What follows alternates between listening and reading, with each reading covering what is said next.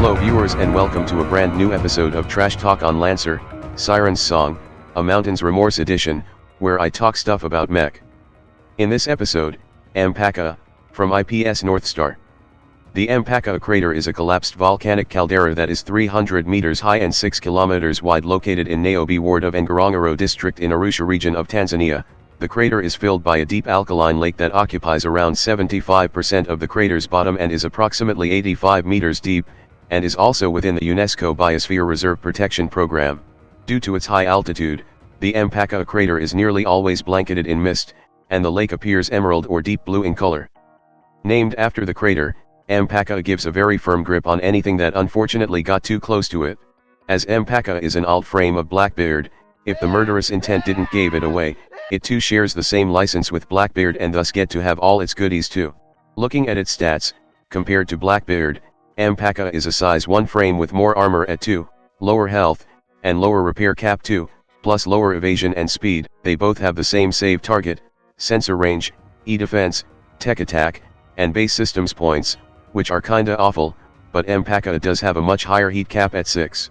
This looks bad, but it just means that Empakaai gets more bonuses in everything else, like its traits, of which it has 2. First, untenable power, 4 once per round. Empakaai may gives a hull check or save it forced with +1 difficulty. Second, indomitable force. Empakaai has resistance to damage and heat dealt from characters it's currently choking. What does this mean? It means where Blackbeard is more about moving as a high velocity choking hazard, Empakaai is about keeping someone or something very still, especially with untenable power, which is very useful with grapple, which can also works on just about anything involving hull check or save, including many talents and systems. And when you do grapple someone, they can't really hurt you much with indomitable force, giving you all the leisure to suplex the shit out of them.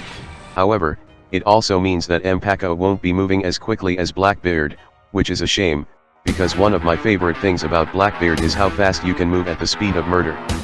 As for its weapon mounts, Empakaai only has 2, 1 flex and 1 heavy. Onto its core system, Empakaai has Colossus thermo-unguis as an integrated mount, also known as the big fucking hand because it's an integrated super heavy, with threat goddamn 4, plus quite a good amount of damage with 4 heat and 3 burn.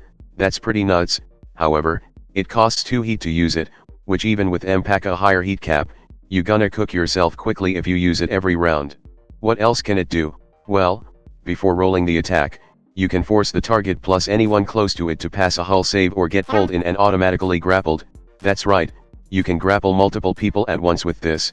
And reminder, this is before attack, meaning even if you fail the attack, you can still grapple them, and if you have brawler, that's just bonus accuracy.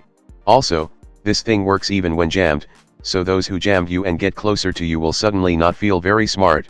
So essentially, with the Colossus thermo-unguis, Empakaai is truly a grapple monster that can bear hug everything to death.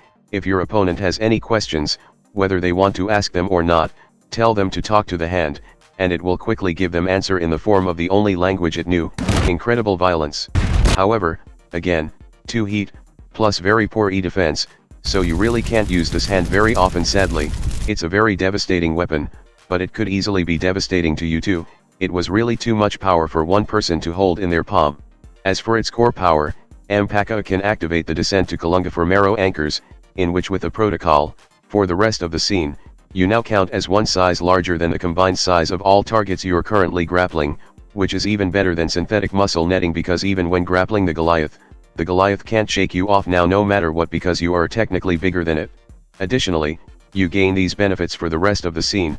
First, Iku's hand. After successfully hitting a character with a melee weapon attack, you may grapple the target as a free action. On a success, the target is pulled adjacent to you and grappled. Second, Catalytic Infuser. At the end of your turn, you can deal AP energy damage equal to your current heat to a character of your choice you are grappling with. You may choose to divide this total damage among any characters that you are currently grappling. To sum it up, this core power makes Empakaai even more of a grappling monster, a truly dominating oppressive grappling monster that almost nothing can defeat up close. It even turns the one problem the big hand has into an advantage that can cook your foes alive, making the Empakaai half a Tokugawa that can burning finger people to death. Problem of course, is that they can still cook you alive too if your heat gets a little too high, so it's a little risky.